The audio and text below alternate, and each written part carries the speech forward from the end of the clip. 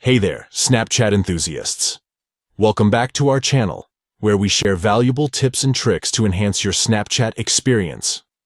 In today's video, we'll be discussing a topic that many of you have been concerned about: how to prevent anyone from using your cameos in Snapchat. If you want to maintain control over your cameos and ensure they're not used by others, this full guide is for you. Let's dive right into the step-by-step process. Step 1. Open the Snapchat app on your device.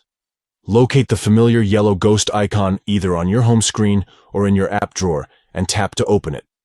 Step 2. Once you're inside the Snapchat app, tap on the account icon positioned in the top right corner of the screen. This will take you to your account settings. Step 3. In the account settings, you'll notice a gear icon.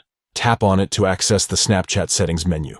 Step 4. Now, scroll down through the settings options until you find Cameos. Tap on it. Step 5. Within the Cameo settings, look for the option Use My Cameo Selfie and tap on it. Then, select the option Only Me. By following these steps, you can easily prevent anyone from using your cameos in Snapchat by making sure they are only visible to you. Thank you for watching, and we'll catch you in the next video.